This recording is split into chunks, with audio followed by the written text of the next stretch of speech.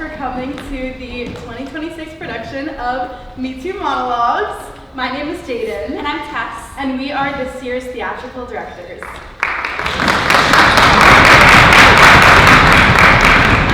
Those of you who are unfamiliar with our show, Too Monologues is an annual showcase about identity, written, directed, produced, and acted, and all by Duke students. So in the fall, we encourage Duke students to anonymously submit stories to us in the form of monologues, and then we audition Duke actors to perform those, which means that all of the stories you're going to hear tonight were not written by these actors, but written by other students in the community. Yes, and just another quick note that Too Monologues is not associated with the Me Too movement. Please silence your cell phones and any devices. There's no recording allowed during the show, and the show will run about an hour with no intermission. Also, if you look inside of your program, some of our stories have trigger warnings due to their sensitive nature, so if you need to step out at any point, please feel free to do so. We want to give a huge thank you to our amazing producer, Joey Fleming. Any of this without him. And then some quick Too Monologues etiquette. So at Too Monologues, we want the audience to be active and engaged in the show. So if anything is said that you resonate with, we encourage you to snap. And also, instead of clapping at the end of a monologue, we will stomp instead. And this is because due to the sensitive nature of a lot of the monologues, it might not feel right to clap or cheer afterwards. So stomping is a great alternative to still show support for the actors. And lastly, we just wanted to give a massive thank you to all of our authors and writers, because without them, this show would truly not be possible. Thank you, and enjoy the show.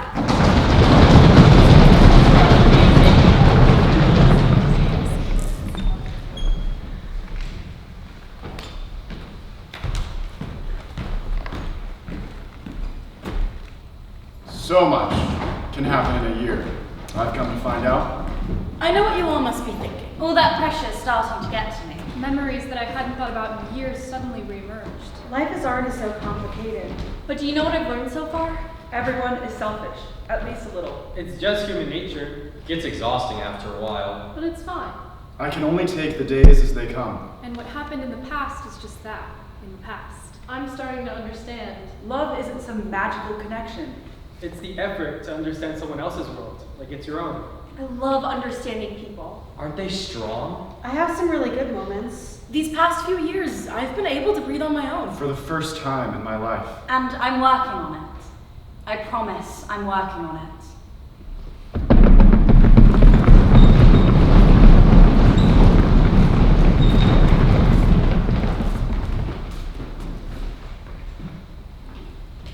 In this world, everyone is selfish. At least a little. We're all the main characters of our own stories, and the people around us. They are just the side characters. Even the ones who love us. Even the ones we swear we would die for. It's not because we're heartless. It's just human nature. But when we open a book or watch a film, we start caring for people who don't even exist. Why? Because we read their story. We are allowed inside. We hear their thoughts. We feel their small victories. We understand them. And suddenly, they are not just some characters of fiction. They are real. So what if we looked at real people the same way? What if we listened to them like we read their thoughts? What if we asked one more question before walking away? I think about her. The way she smiled when something was clearly wrong. The way I didn't ask. I told myself I was being respectful, giving space. But truthfully, I was just too busy being the main character. I didn't mean to treat her pain like background noise. But I did. And now she's gone. So maybe love isn't some magical connection or perfect timing. Maybe it's the effort to understand someone else's world like it's your own. To read their life like a story. And maybe, if we did that more often, fewer people would feel invisible in someone else's book of life. Fewer people would be written out too soon.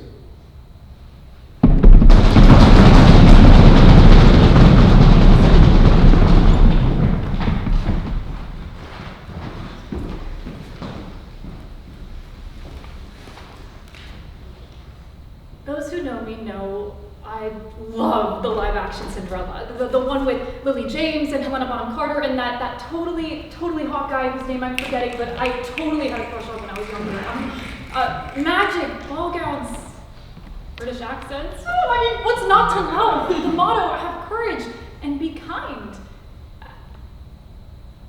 But there was one moment in that movie that I never used to understand. It was at the end when the stepsisters realize that Cinderella is going to marry the prince and they start throwing themselves at her in a display of repentance.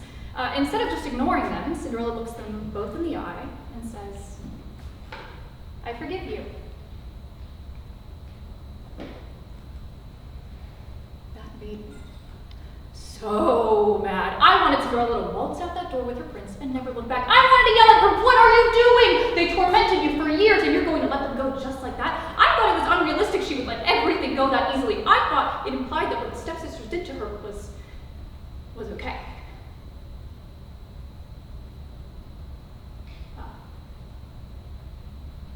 The truth is, I saw myself in her story.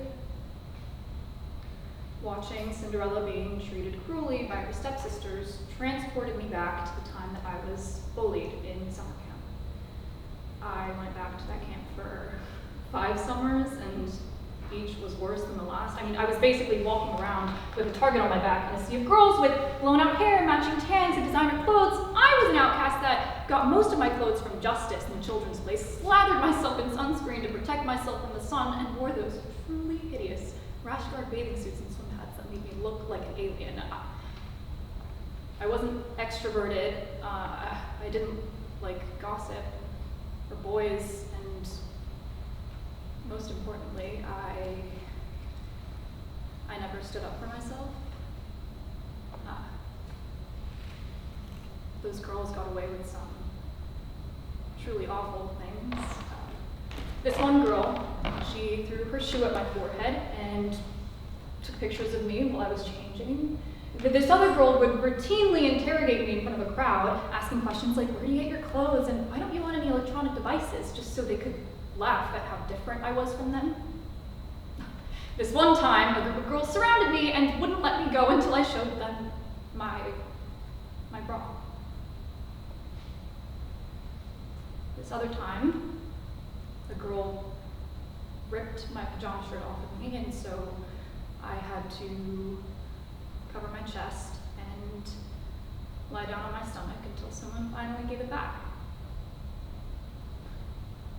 Multiple times, I was woken up in the middle of the night because a group of girls had surrounded my bed and were chanting, "Suck a dick," because my mouth was open.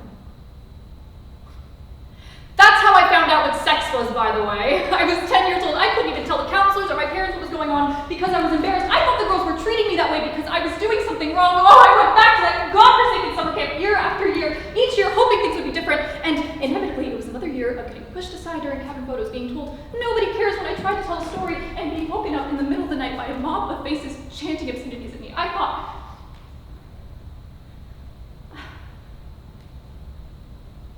there was something wrong with me. I just wanted to fit in.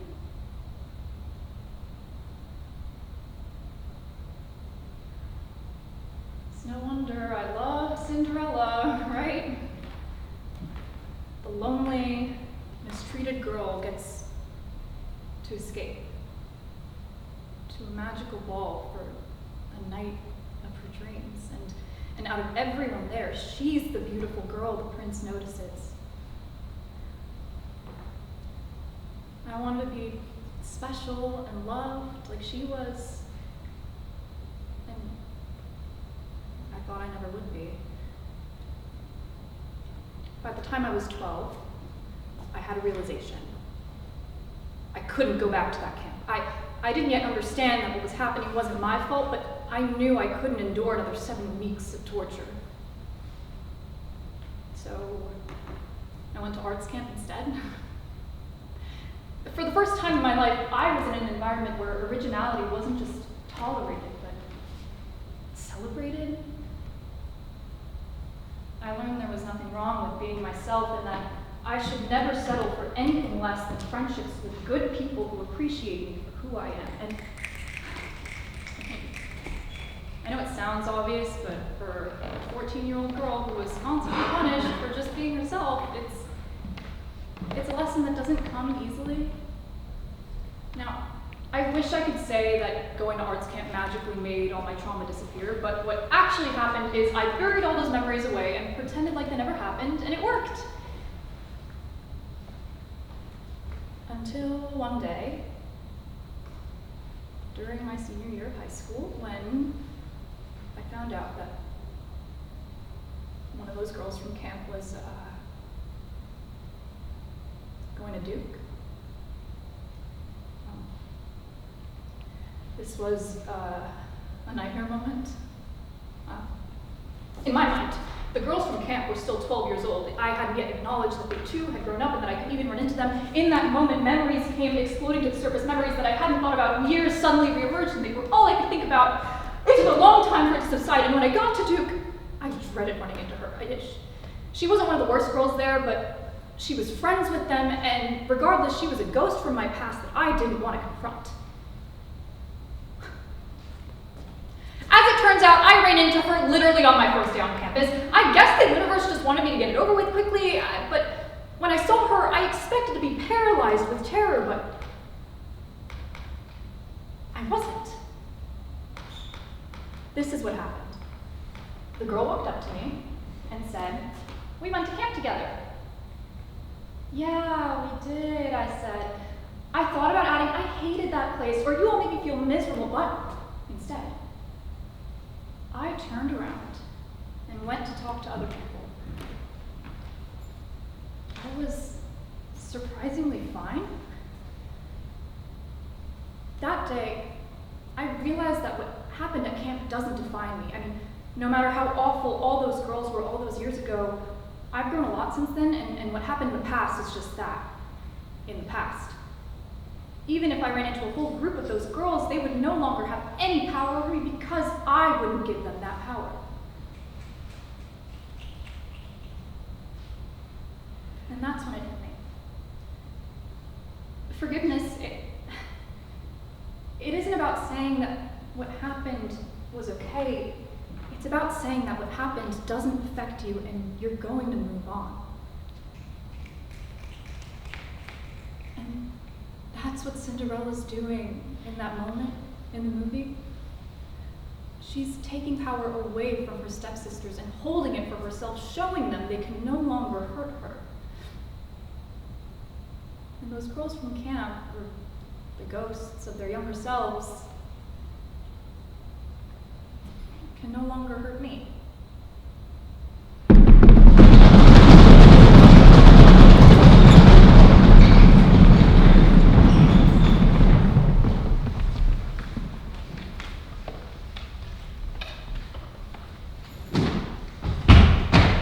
Hello, everyone. I'm sorry. I'm usually much more composed. There was a traffic jam and Never mind. I'm here now. You all know that my sister, Lucy, passed away a few weeks ago.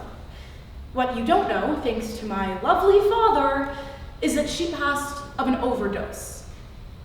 I know, shocking, right? Lucy, never. Trust me, I know. The same exact thoughts ran through my head when I got the call.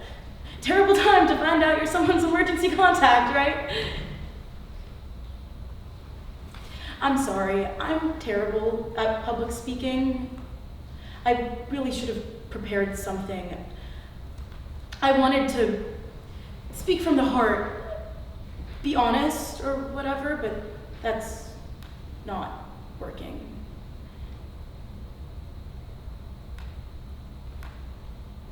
I know what you all must be thinking.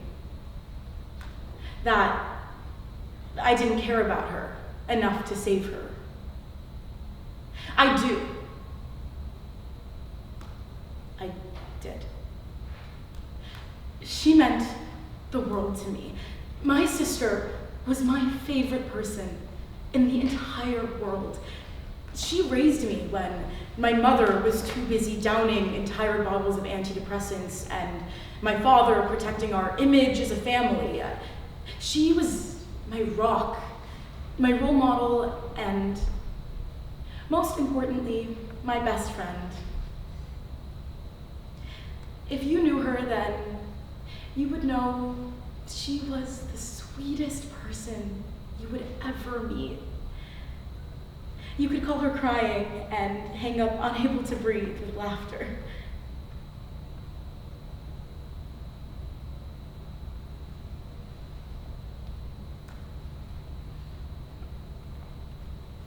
This isn't my first experience with death. When I was 7 years old, I found my mother passed out in the bathtub after ODing. She would have died that day. But I came in. I called the police. I saved her life. Then, last week, I was standing there, watching my sister's body being lowered into her coffin, and I just couldn't stop thinking about that moment. The moment when my mother's heart restarted and her eyes fluttered open. I remember I didn't feel relief. No, it was something else, something so much more complicated. I looked into my mother's eyes, and for the first time, I felt hate. She was depressed. I know. But why does she get to do that to me? Why do I have to save her life when I know she'd never be able to save mine? I was shaking, silently glaring down at my mother, who still had a ventilator attached, and someone pulled me into a hug. It was Lucy. I was drowning, and she gave me air. That was the first time she saved me, and trust me, it was not the last. Lucy was, in lack of better words, my mother. She protected me from the world. She protected me from myself. She was strong, sturdy, a constant. The only thing I had. She breathed her breath into my lungs every day for 32 years. And I was getting better. She was pulling out the toxicity in my blood. She was making me human again. These past few years, I've been able to breathe on my own, only occasionally needing another breath of clean air. I haven't breathed since I got the call. I'm still on my floor, screaming until I lost my voice. I'm still standing over her hospital bed as they unplugged her. Honestly, I'm still sleeping on the floor near her bed when our parents were fighting. I can't think of anything I have to say about all of her accomplishments because, yes, she was talented, but more than that, she was my sister. And all of you expecting me to go on and on about her academic achievements or sitting here sobbing over someone you didn't even know. Why couldn't you tell she was struggling? How can she be dead when there are 200 people here crying at her funeral?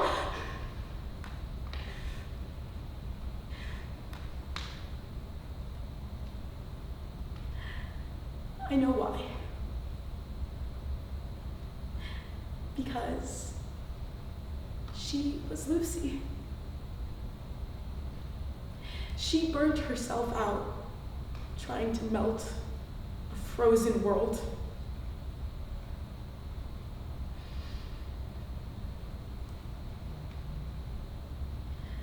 I can hate you.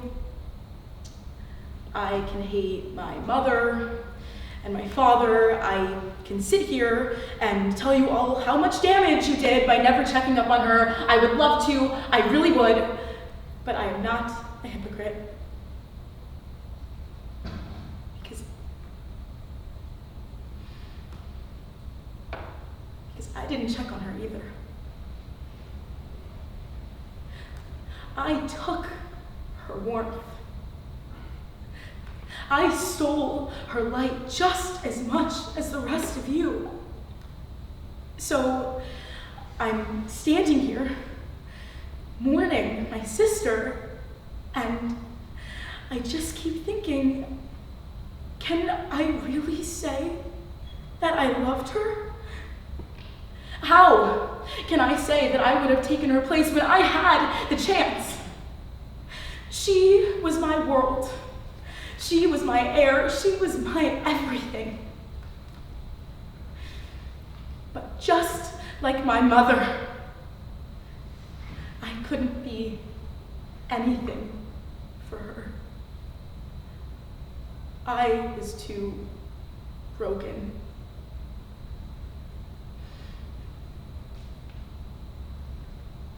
I never knew she was an addict.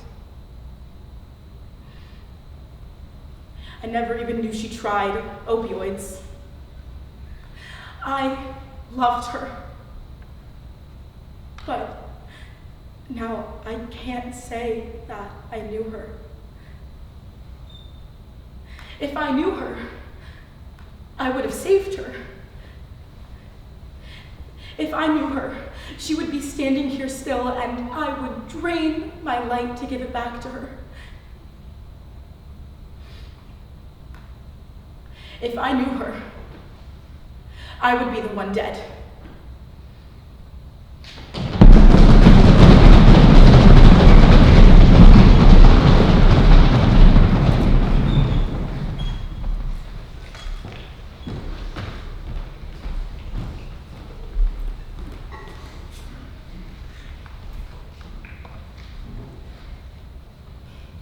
We're still just 11, right? If I say it enough times, maybe it stays true. You're texting me on Google Hangouts for the first time, and we're geeking out over astrophotography, pretending like we know things because we went to astronomy camp for 1 week. You're obsessed with Alan Walker, and you're trying to get me into it, and I'm telling you to grow some balls and ask out the girl you liked at the time, which I regret now, by the way. Just seeing as how that worked out. But it's fine, because it's still 2019, right? You're calling me up in the middle of the night and we're talking about apparently meaningless stuff, like cringy 13+ Netflix shows, but at the same time, we're telling each other about everything that matters in the world. From our parents, to what we want from the future. We find out that we probably lived blocks away from each other in New York when we were 5. I think some people are destined to meet. One day, you try to get me to go wakeboarding, and you're so insanely proud when I get it on the first try. And then, you're equally as amused when I fall over and sprain my hand the next day. Ow. We just entered high school, right? We struggle together in Math 606. I get mad at my best friend because she says you're kind of annoying. I actually date someone because you basically ask him out for me. We decide that we're gonna live together, like they do in Friends, and eat Cheerios every day. It was all so fucking simple.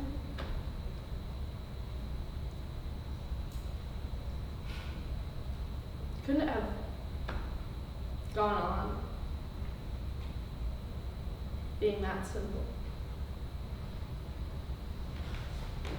Time is moving faster now, and we're closer but we're also more mature, and I sit next to you in class every day and you ask what book I'm reading every single morning like it's a prayer. You get me into the New York Times and crossword puzzles, and they basically become my entire personality. Like you, I learned to keep a million tabs open and enjoy the chaos. You pick me up. Every time some guy with a shirtless profile picture makes me feel miserable, and I'm so happy when you finally find someone decent enough to date. Oh. It's still 1 year ago, right? We make so much fun of all the people we hate because summer has come and gone, and we've both come out of it hurting. I realized that no one else on the planet would do a Halloween costume as dorky and as pretentious as the one that we did, or go out at 11 p.m. at night to buy me sticky notes just because I asked once. We fangirl over a video essay account I find on Instagram, and I'm starting to understand that it's very...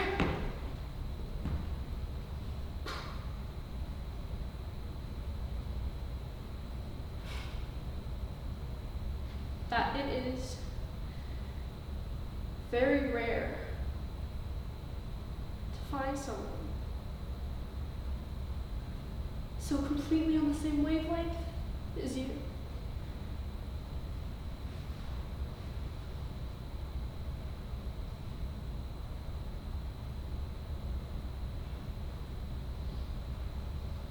It's been 1 month since you chose to leave this world.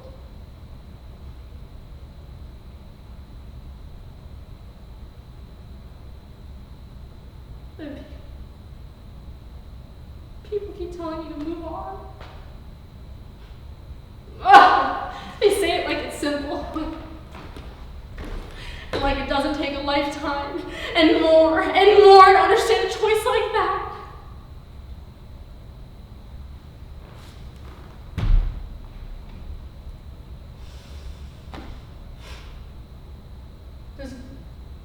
Does grief have a timer? Does it count down, condensing years and years of a relationship into a few moments to get over them?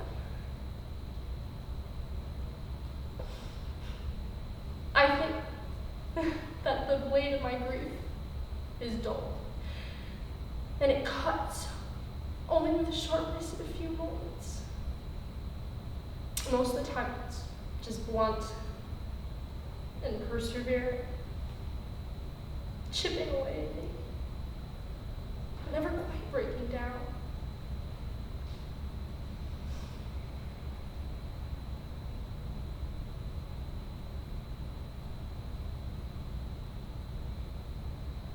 There's an image of you in my head. You're blowing bubbles. And I'm laughing. And I'm trying to pop them.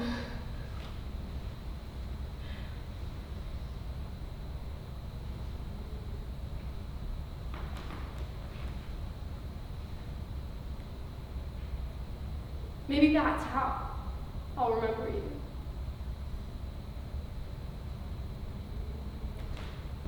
Moving on. It doesn't have to mean forgetting. Anyhow.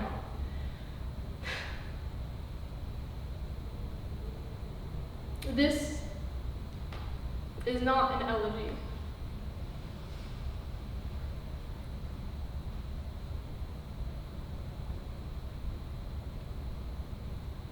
It's an ode.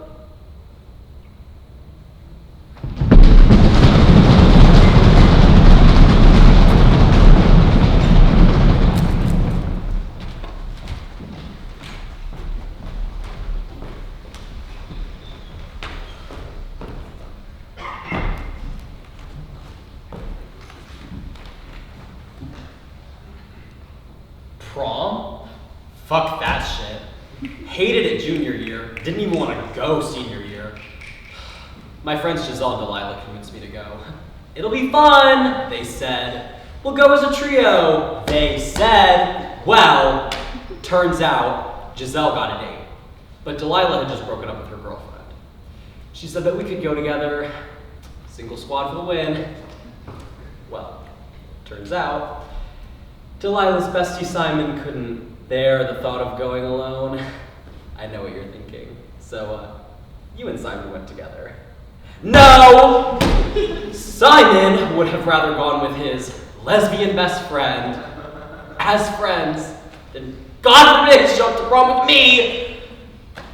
So, prom number 2, and I'm the only one in this group with no date. For the second year in a row.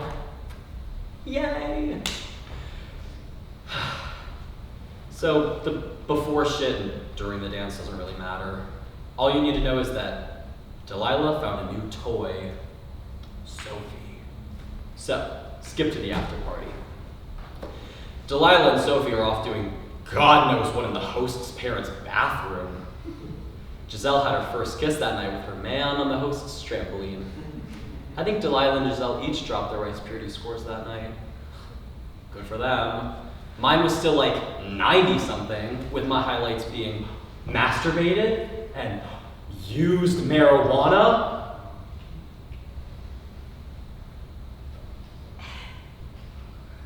Anyway, everyone at this party kind of paired off. So I just wandered around the house and backyard like a lost puppy trying to find its owner.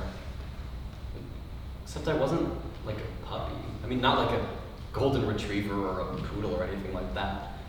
I was kind of like an inbred pug. Or some old lady's fucked up chihuahua. Honestly, that might be an insult to the chihuahua. I was, well, I am. Blobfish. Yeah, blobfish. So I guess I, like, swam around the house that night like a blobfish, trying to find a reef. But anyway, I kind of just waited for Giselle and Delilah at this campfire in the backyard because they were supposed to come to my house. Actually, this fucking campfire kind of reminds me of that night. You see those flames? They're just going. I remember staring at the flames that night, wondering how they kept going. They kept going, even with the wind blowing, trying to dim it. Aren't they strong? Well, eventually they blew out because this asshat threw a bunch of water on it. I was over it. I went to get Giselle and Delilah to go home, but they were having too much fun, so I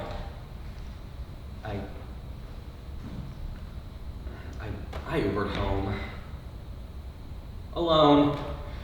No one said be safe, or text me when you get back, or anything. What Uber driver is gonna want to kidnap a blobfish? So I got home and waited for Giselle and Delilah. They got home a little while later and we went to bed. So yeah, that was my senior prom. I was the flame and life was the water. Not like a full campfire, but I'm kind of like one of those birthday trick candles, you know? You keep blowing me out and I'm stubborn as fuck and I just keep coming back. Gets exhausting after a while, but I'm still kicking. Rice Purity score, sub 70 now. Cool, right?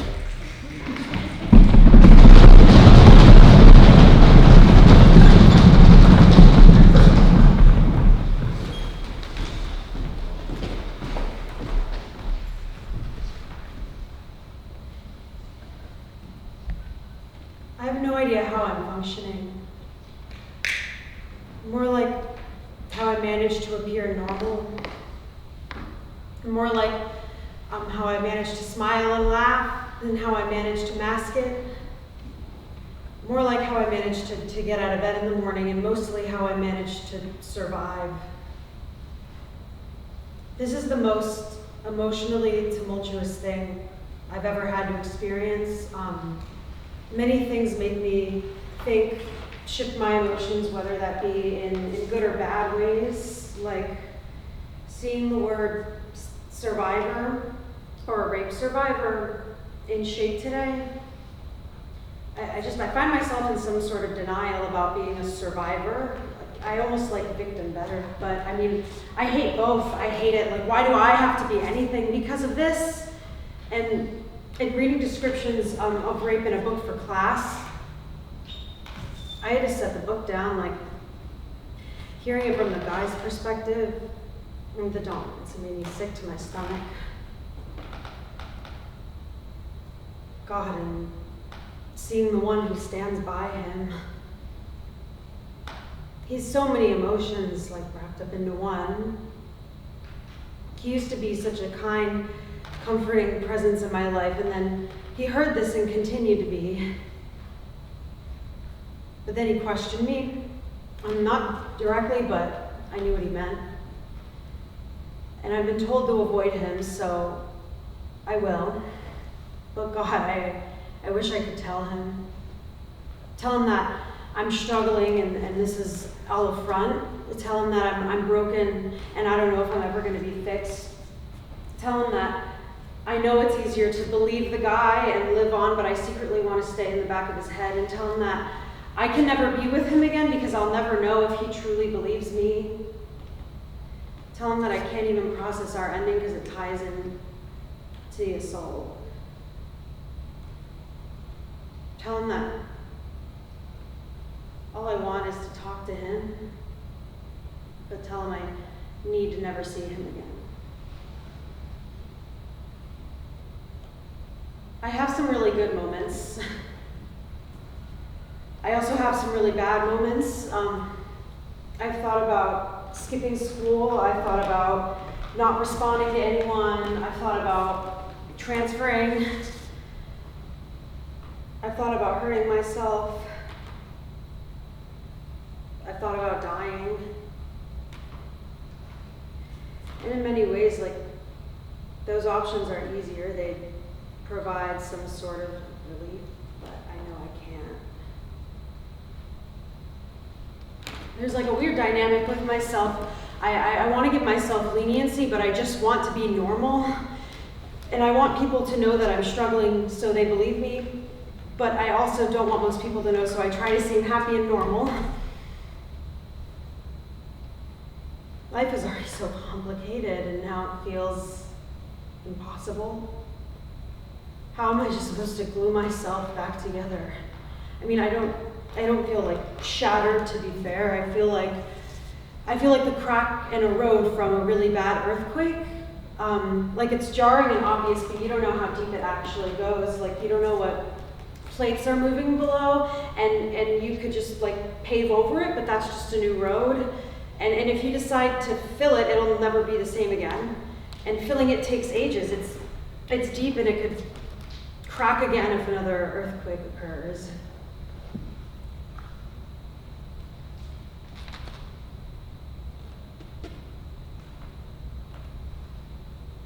I'm a broken person.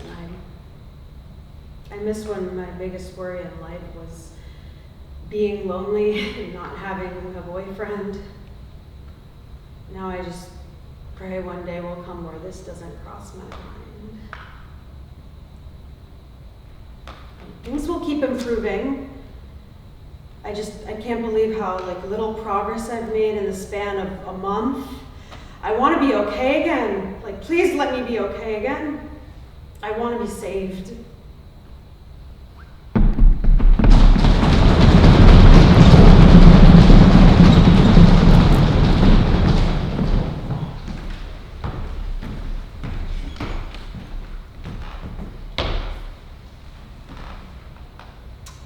In a year, I owned 3 toothbrushes. This fact should not be surprising considering doctors recommend replacing your toothbrush every 3 to 4 months, but when you're left to juggle every other aspect of your past, your present, your future, one ought to forgive you should you drop the proverbial toothbrush ball. The first one, were I to throw out a guess, likely lasted me the entire previous year. The bristles were frayed and the wand was coated in grime. That semester, my toothbrush had known the sleepless nights, the snacking habits I developed, and the droning buzz of doom scrolling to numb my mind at the bathroom mirror. Each night was ritual: 30 seconds for the upper incisors, polish the canines, another 30 for each set of molars, repeat for the bottom, and rinse. It was the smallest act of self-care I could promise myself. A 5-minute interlude from the night's tasks at hand, despite my conscience otherwise warning me for taking a break from that exam prep, paper, internship application. And yet, all of this was part of the plan, to sacrifice my present self for the future I knew that I wanted to just picture. Returning from my secure, successful job to a warm home, retreating to my study to finish that novel that I'd always meant to write.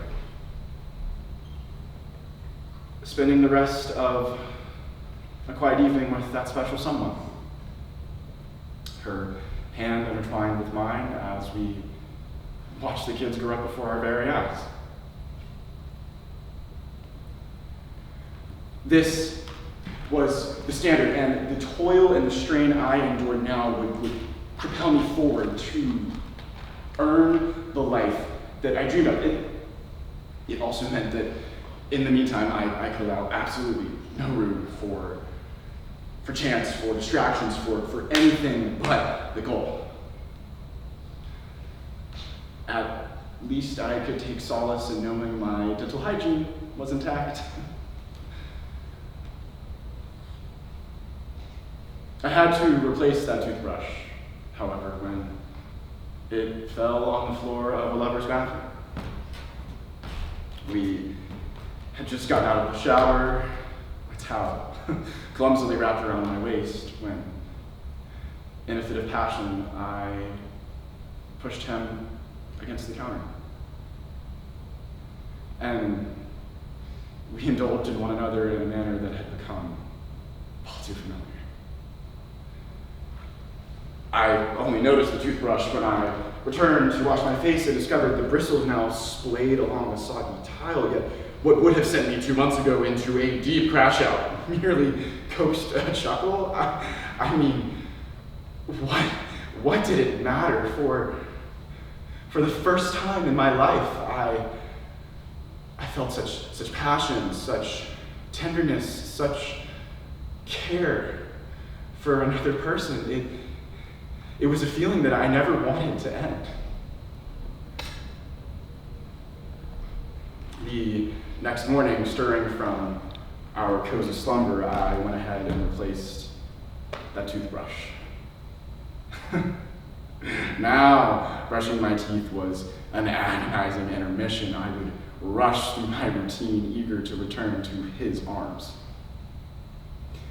Those arms were safety, peace, fulfillment, and my toothbrush, it knew the ecstasy I tasted. It knew the sweet nothings I carried on my tongue alongside those soulful conversations lasting long into the night. And yet, throughout all of it, I harbored such guilt for even entertaining this love. I mean, in this mosaic of a future I had so clearly imagined, there was no place for his peace to slot into. Would pursuing this truly make me happy, or was this pleasure only fleeting? What about the plan I had so strictly adhered to? Should I forsake this desire and stay the course, or was this what life was truly about? The spontaneity, the risk, the willingness to listen to the foolish stammerings of the heart. I wrestled with these questions for a while. My lover and I departed for a time, and I was left alone, fidgeting with unsatisfactory answers in my mind. One night, a knock sounded at my door, and so foolishly I opened it to this unwelcome stranger. However, you'll have to forgive me for letting him in, for with matters of death we seldom have a choice. That night, he surged at a family member in the other room, seized their neck until they couldn't gasp for air, and then just vanished without a trace. That night,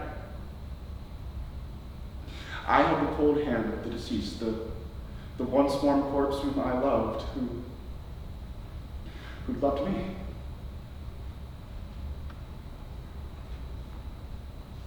When death stares you right in the face, you lose a part of yourself, the innocent, naive, stupid part of you who was once confident in a future. Now, childhood dreams are rendered as valuable as dust. I mean, what good is there in dreaming that which cannot be guaranteed? A future that can fall away in an instant with no fanfare, no answers, no denouement. How does one cope knowing that no happiness lasts forever?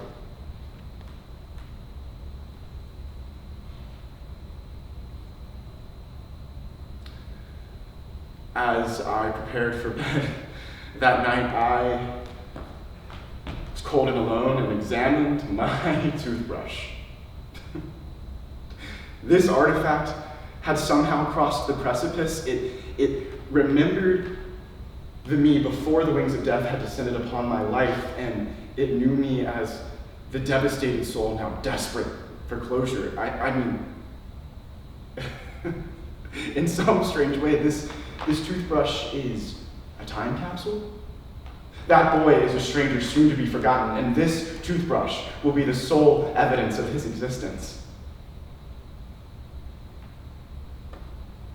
At that time, ritual seemed fruitless. What was I building toward? My mosaic, once flooded with light, was now shattered into 100 pieces.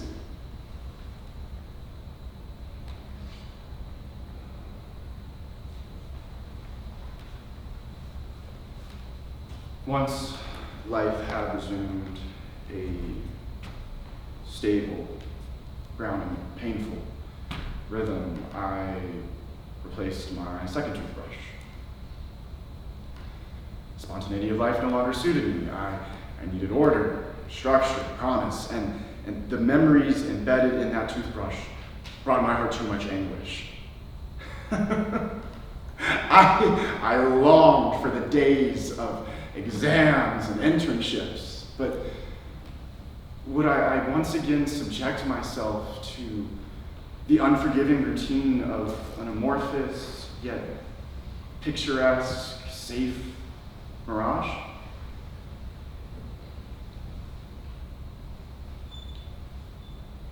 That lover and I don't talk anymore. It's probably for the best. Grief consumes my every waking moment. It probably will until the day I follow that loved one into the light. Is it the most poetic ending? Not really. No, but no one is entitled to a poetic ending. Does a toothbrush breathe a life not lived? Will a toothbrush remember the sorrow and the euphoria? I suppose not. Those memories are mine to bear, and with that toothbrush, I scrub away at the shame. The shame for the words I allowed myself to say, for the words that I left unsaid, which now loom over the mantelpiece of my life, never to be reached again.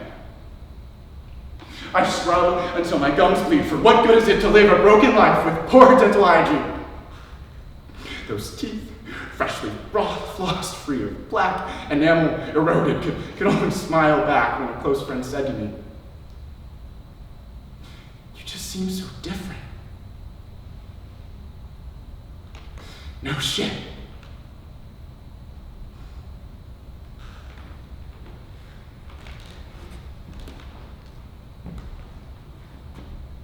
As I prepare the ritual, a night like any other, I glance up in the mirror, foggy from showers. I wipe the condensation to reveal a stranger looking back at me. His face is sunken, his cheeks hollow, his eyes wizened but strained. Is he smarter than he was before? I doubt was the year my life began. It was the year the world ended. So much can happen in a year, I've come to find. And at the end of it all, the only thing I'm left with is a new toothbrush. A fresh start, perhaps. And although it hurts with every step, I can only take the days as they come. Brace for sorrows, the joys, the loves, and the losses, step by step, or rather, should I say, toothbrush by toothbrush.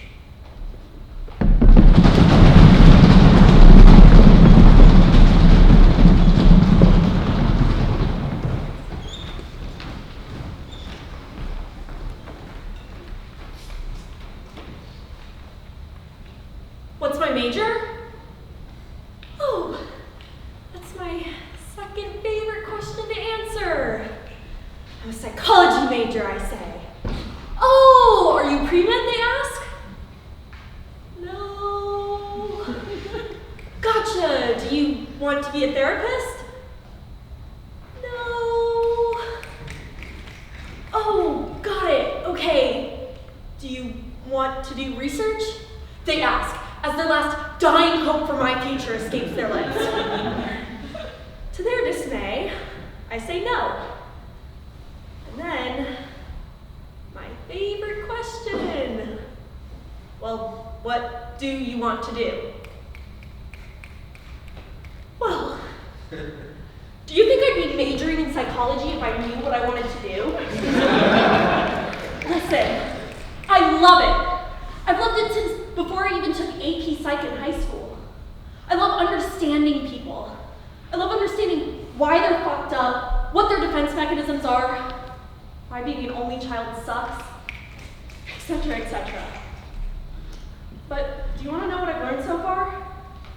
Psychology is just an educated guess. Everyone has a different theory. I'm not going to bother going through them all. Freud, Skinner, whatever. They all basically say the same thing. Did you know that if you have friends, you're less likely to be lonely? Did you know that if you have an abusive parent, it's gonna affect you? Did you know that people who are mentally ill have differences in their brains? Like, all this shit says the same thing. Everything fucks you up. If you go through something, it's gonna, like, do something to you. Shocker. So anyways, I just chose psychology because I want to help people. I want to solve their problems. But I can't be a therapist. No offense. I can't sit at a desk or on a couch, and I just can't listen to people like me whine all day. I want to help. I want to know I'm helping. I want to have an impact. I want to make people feel good. Maybe I should be a stripper. Wait, no, because think about it. What the fuck were my criteria? Help people, check. Make people feel good, check. Wait, I would literally know I'm helping them. Like, I'd be able to see it, hear it. Real-time feedback. I mean, think about it. You're a therapist. You don't know if you're helping people.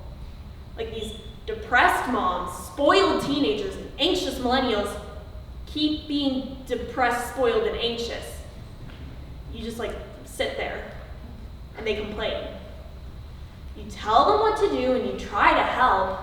It doesn't matter how well you do your job, really. It doesn't matter how many coping mechanisms you provide or how many tissues you give them. They probably ignore you. Hell, even doctors.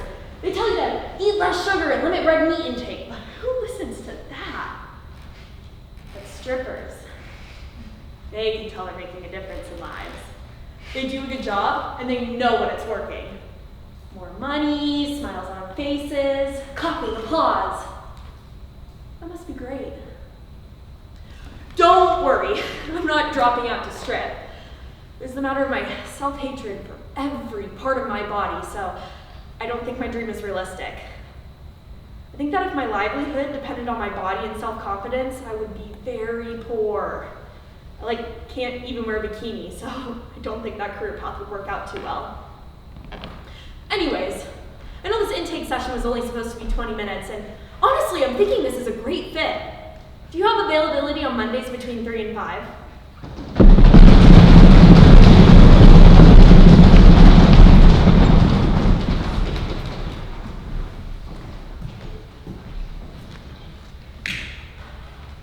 I'm good. I swear, I'm fine. Stop looking at me like that, like I'm a wounded seal or something. All right. Fine. Do you remember when we were 14 and we had plans to hike Bear Mountain and then we got halfway up before it started pouring out of nowhere and we just stood letting the rain soak through our clothes and our socks and our shoes and we just laughed and laughed and laughed. I think I'm forgetting how to laugh at myself. I think all the pressure that we put on each other is getting to me and I'm falling for it. I'm succumbing to the pressure that we're supposed to know how to resist. I mean, it's not that I'm ungrateful with my life or anything. I mean, I recognize my privilege and my gifts and I know where to be grateful where it counts. It's more that all I ever do is stare at my dumb fucking screen and breathe in the dust from my books on my shelf and wish that I was back on Bear Mountain with you, soaking wet and laughing at the dumb irony of life. Have you ever felt that way, just free? I mean, there was this one time when I was 18 and I was working at that summer camp and everyone wanted to go pedal boating. You know, the kinds that look fun from afar, but then you get halfway across and you immediately start to regret it because your legs get sore. Well, me and my friend decided we didn't want to go kayaking, but then the sun was, just starting to set and casting this magical glow on the lake. And for once, I wasn't breathing in apathy, I was breathing in pollen and wet earth and algae, and it was so real that all I could do was just sit back and listen to the sounds of the birds and the sound of the water lapping on the shore of the lake. I feel like everyone in this day and age just strives to shut out the world around them. I mean, you'll walk around and everyone has these massive headphones on, listening to literally anything else but the sounds around them. I mean, songs about getting rich and having sex are way better escape from the silence. We don't even listen to each other anymore. We walk around plugged into a world where we can exist as a consciousness and not a body, but I mean, existing as a body is so fucking important. We are tangible people, and this expectations that we have to be constantly tied to our screens, I mean, I think we're forgetting how to interact with each other.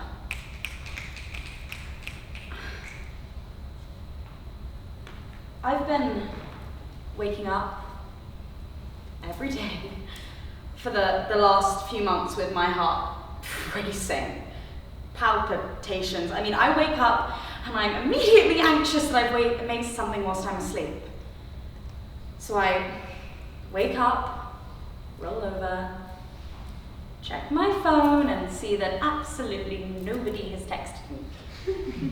Except for the news app, informing me of some horrible thing that's just happened halfway across the world that I have no stake in and no control over whatsoever. I mean, I'm so connected that I'm disconnected from myself. I mean, I don't know who I am anymore without the constant need for communication. But I'm forgetting. I'm forgetting that communication is not the same thing as connection. I mean, I can text you all day and it doesn't really matter. It doesn't really mean anything. I mean, it's just words on a screen. And if I can't connect with you, how can I connect with myself? I mean, how am I supposed to wake up, roll over, check my phone, and not expect the disappointment that comes when you haven't texted me between the hours of midnight and 9 a.m.?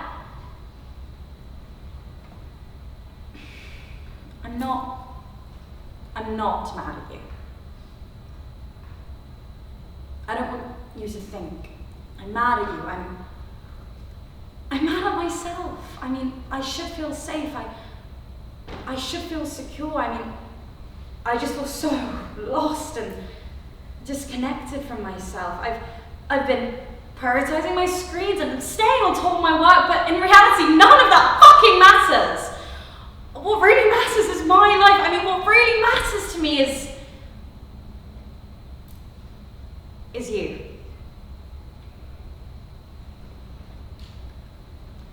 So I'm sorry. I'm sorry if I've been distant or discombobulated, or if I've been dissing you more. I mean, irritability has replaced my personality like a fucking parasite. I just want to, wash my brain clean of all the negativity. Scrub until I'm content with who I am and where I am. And look, my feet are on the ground. They're standing here, rooted in front of you, and they are not running away right now. And I am working on it. I promise I'm working on it.